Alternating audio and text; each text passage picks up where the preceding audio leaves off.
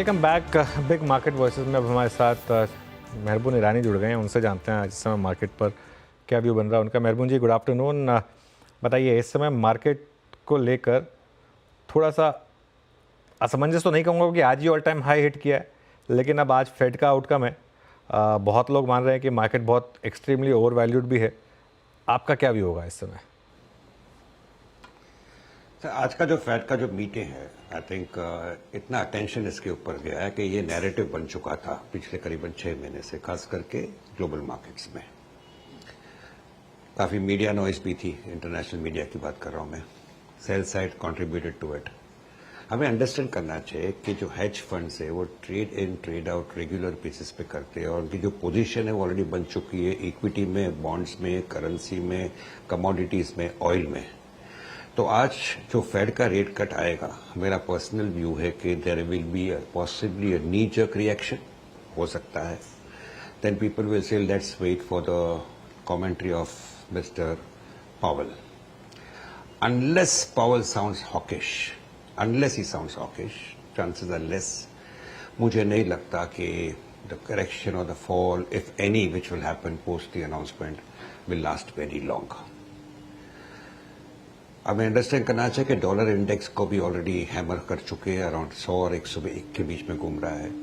Oil भी नीचे आ चुका है, तो कहीं पर थोड़ी शॉर्ट कवरिंग होती है, डॉलर इंडेक्स थोड़ा स्ट्रेंथन होता है, ऑयल थोड़ा स्ट्रेंथन होता है, तो it will have its own impact on other asset classes, but 100% all this will be in the very short run. रही बात इंडियन मार्केट्स की, मैं वही बात दोहराऊंगा जो मैं दोहराते आ रहा हूं कि अभी मार्केट में पैसे बनाना at the same rate at which people have got used to पिछले 1-2 साल में, I think is not going to be very easy. ये despite the fact कि we may go on making new highs for some time to come, 27,000 भी आ सकता है, 27,500 भी आ सकता है, लेकिन पैसे बनाना will not be very easy. अगर आप ध्यान से देखो तो पिछले 2-3 महीने में क्या चला है, आईटी चला है, फार्मा चला है, एफएमसीजी चला है। लेकिन अगर आप ध्यान से देखो तो defence, railways, PSU banks, PSU stocks और मेटल्स जो मार्केट फेवरेट्स थे, they all fallen 15 to 40% from their highs. तो अगर आपके पोर्टफोलियो में all this sectors are there which did very well for you, और अगर आपने टाइम पे प्रॉफिट बुक नहीं की थी, तो पॉसिबली लास्ट 2-3 महीने में आपका पोर्टफोलियो ब्लीड होता होगा, डिस्पाइट द फैक्ट कि frontline industries are saying every day we are making a new high. So this is the problem right now with the market. Mutual funds को देखिए, I think अनुज जी आपने बिल्कुल brilliant कहा कि 5% cash पे है, more than 5%। वो पॉजिटिव है, जरूर पॉजिटिव है। That means the markets will not fall by more than 3-4-5%। But in a way थोड़ा स्केप्टिकल भी बन सकता हूं। मैं कहता हूं कि they are keeping the gunpowder dry. They are saying कि I don't mind underperforming for the next few months. मैंने फर्स्ट 6 महीने में अच्छे पैसे कमाए हैं, थोड़े कैश पे बैठता हूं, और अगर मार्केट मौका नहीं देता मैं राह देखूंगा। So for the last 2-3 months, some of the mutual funds, otherwise who have performed well, are underperforming, and they don't mind underperforming for some more time to come. Because एक साल में फर्स्ट हाफ में अपना अच्छा कर दिया, second half में relative under perform करते हो तो भी फर्क क्या पड़ता है।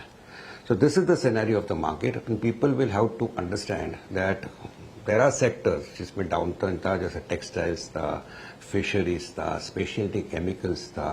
आई थिंक ये सारे सेक्टर्स में कहीं पर एक अपॉर्चुनिटी बनती है, because valuation wise you are feeling comfortable. So I would say stay away, despite being positive on the overall market, stay away from sectors and stocks जहाँ पे काफी fraud build हुई थी।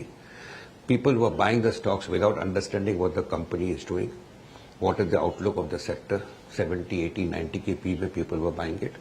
So वहाँ पे जरूर एक पेन हो सकता है, बट ओवरऑल मार्केट में मुझे कोई प्रॉब्लम दिखता नहीं। Simple way of looking at it, mutual funds liquidity के बाद छोड़ दीजिए, हम लोग ने काफी बात कर चुकी है। आप मुझे बताइए, यूक्रेन रशिया हो गया, इजराइल गाजा हो गया, मोदी का इलेक्शन हो गया, the verdict was not at all liked by the market, और निर्मला सीतारामन जी का बजट आया था जिसमें negatives for the stock market were much more than the positives, if any. Despite that our Indian markets are ruling at an all time high. So मुझे Indian markets पे कोई शंका नहीं, कोई शक नहीं है। I think it will continue doing well index wise, but people will have to take care, because money making as I said is not very easy. Selecting the right stocks मैं नहीं समझता हूं पिछले 3 साल में इतना इंपॉर्टेंट है जो आज की तारीख में हो गया है। बिल्कुल, बहुत तंग संकेत अगर आप देखिए, आपका उत्तर था मेहरबून जी यहाँ पे। और आपने मतलब बिल्कुल सही कहा कि इस वक्त मुश्किल है और आपका स्टॉक सिलेक्शन अव्वल दर्जे का होना चाहिए। जिन 3 सेक्टर्स का जिक्र किया आपने, एफएमसीजी का और आईटी का, फार्मा का, जिनके सहारे हमने ये लास्ट फेज़ या फिर निफ्टी के इन मुकाम को हासिल किया है, उसमें बीते 2 महीने में बैंक्स कहीं पे विजिबल नहीं थे मेहरबान जी। बैंक्स एक कंसोलिडेशन के दौर से गुजरे हैं। पूरा जून, जुलाई, अगस्त, सितंबर में कुछ अपटिक्स विजिबल हैं। बैंक्स पे आपकी रीडिंग क्या है, स्पेशली अब यहाँ से अगर एक रेट कट की साइकिल शुरू होती है, विश्वव्यापी हो या फिर उसके बाद वो भारत में भी आए, तो बैंक्स में ऐसा आपका टेक क्या होगा इस पर?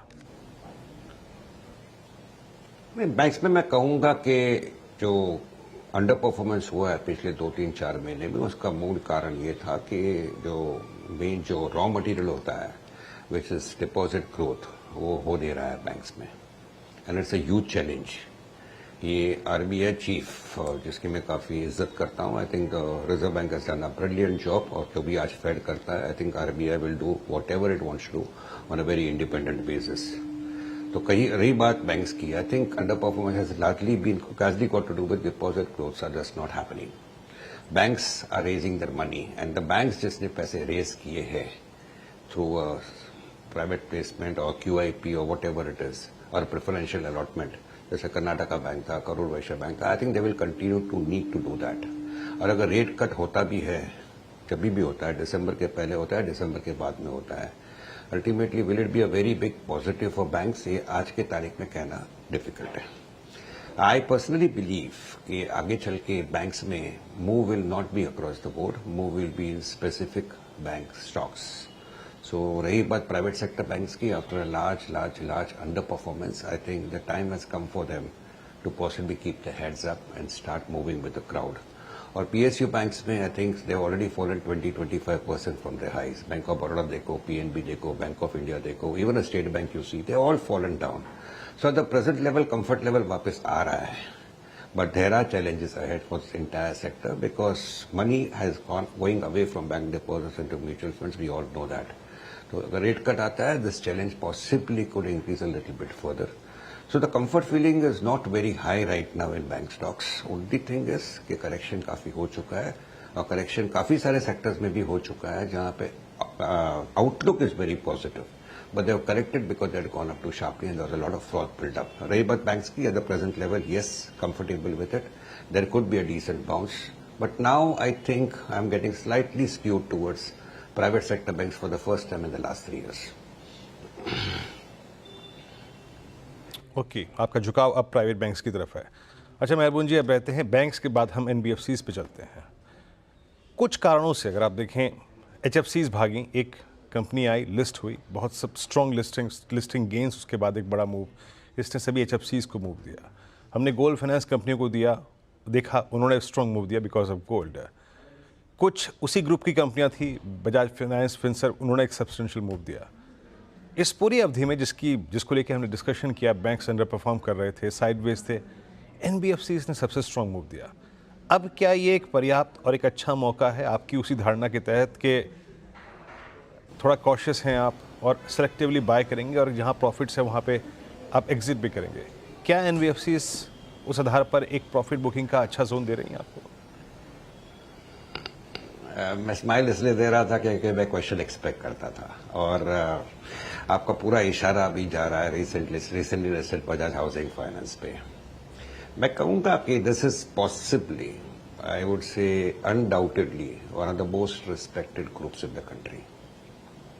आई थिंक अगर आपकी उसकी 2 व्हीलर कंपनी या 3 व्हीलर कंपनी बजाज ऑटो की स्टोरी देखो पहले से, बजाज फाइनेंस देखो, बजाज फिनसर्व देखो, आई think I do a lot of investors including me personally, कि मेरे पास कोई शेयर्स है तो मैं देखता भी नहीं भाव को, मैं छोड़ देता हूं उसको। Bajaj housing finance was a rare IPO from the Bajaj group. जिसको लगा, वो जानता है this is available at 6 times price to book value, काफी महंगा है, लेकिन क्यों बेचूं मैं? ये जो मैं कह रहा हूं, I think it's not very easy. This thought doesn't come if that was some other group company, और कोई ग्रुप का कंपनी होता तो। So 100% is expensive, no doubt about it. Opportunities है, management is very candid about it that there are opportunities, but the stock somewhere is discounting whole lot of positives going ahead. But I will not tell anybody to go and sell it off. Bajaj finance के बारे में how many times you would have heard people से काफी महंगा है, काफी महंगा है, काफी महंगा है. Look at where the stock is today. Same applies to Bajaj Auto, and possibly same will apply to Bajaj Finserv, which is an insurance player along with a holding company for some of the companies in the Bajaj group. So I am very clear in my thing that all the stocks in the group valuation के हिसाब से महंगे जरूर होंगे, but मैंने कभी भी last 30 साल जो मार्केट को देखा है, मैंने कभी इन लोगों को कटोरी लेके आते हुए देखा नहीं है पैसे मांगने को. ये बजाज हाउसिंग फाइनेंस की जो आईपीओ थी was one of the very rare things where they raised money from the Indian public. And the Indian public has given it a thumbs up. The point is, at 6 times price to book value, common sense कहता है ये stock महंगा है. अभी धंधा शुरू नहीं हुआ बराबर से, और अभी से ऑलरेडी ये भाव हो गया है, तो आई would not say go and buy into it. You may not make money into it, but certainly you will sleep well in the night. So if a person के मेरे को और अच्छी अपॉर्चुनिटी है, मैं प्रॉफिट बुक करूँ, I will not stop him. So yes, it's an expensive stock. Coming back to बिल्कुल. अच्छा मेहरबून जी, एक सेकंड के लिए थोड़ा सा आपको रोकूंगा. एक वो जो खबर आ रही थी उस पर एक मोहर लग रही है हर्षदा, वो जो लक्ष्मण जी की खबर थी कि फर्टिलाइज़र सब्सिडी के लिए यहाँ पर एक जो इंक्रीज़ हुआ है उस पर एक मोहर लग रही है. और आई थिंक एक एग्जैक्ट नंबर मेंशन था, वो number I think nearly 25,000 crore के करीब, 24,475 करोड़ की वो मंजूरी आई है. तो ये सारे के सारे स्टॉक देखिए, सबसे पहले CNBC आवाज़ ने आपको एक खबर दी थी और अब उस खबर पर मुहर लगती हुई और ये अब ऑफिशियली न्यूज़ यहाँ पर आ चुकी है आज तक. और इन स्टॉक्स में ऑफ कोर्स कॉरमंडल में एक अच्छा स्पाइक दिखा था, चंबल फर्टिलाइजर में भी थोड़ा सा एक्शन है. फर्टिलाइजर कंपनियों में मेहरबून आपको कुछ पसंद है, स्पेशली कॉरमंडल? कम बात होती है लेकिन इसने अच्छे रिटर्न्स दिए हैं निवेशकों को.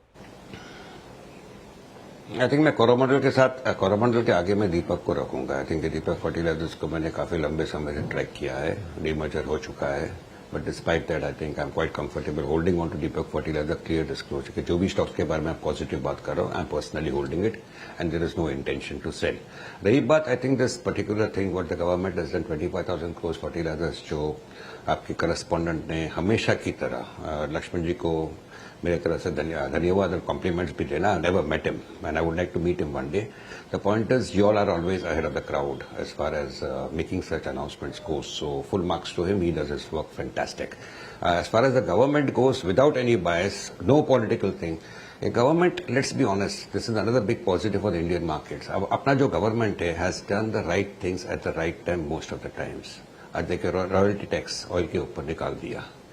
But timing was perfect. So somewhere you know, despite all the political problems, interfighting which may happen across opposition parties and all, minority government, economic decisions are being taken at the right time. So that is another big positive for the Indian markets.